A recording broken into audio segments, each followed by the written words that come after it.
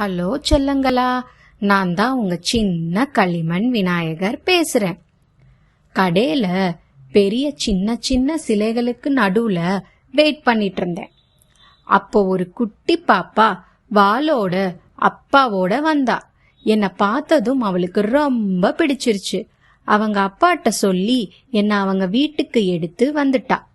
அங்க போனதும் பூ, விளக்கு எல்லாம் ரெடியா இருந்துச்சு. அப்போ கரெக்டா பார்த்து ஓம் கண் கணபதியே நமக அப்படின்னு சொன்னாங்க. அந்த நிமிஷமே எனக்கு அப்படியே உயிர் வந்த மாதிரி ஆயிடுச்சு. அதுக்கப்புறம் எனக்கு சிவப்பு கலர் துணி கட்டி விட்டு அருகம்புல் 21 கொழுக்கட்டெல்லாம் வச்சு எனக்கு பிடிச்ச எல்லாமே இருந்துச்சு. அப்புறம் கொஞ்ச நேரத்திலேயே விஸ்வருஞ்ச நேரம் வந்துருச்சு. அந்த குட்டி பாப்பா மூஞ்சி சோகமா வச்சுட்டு நின்னா.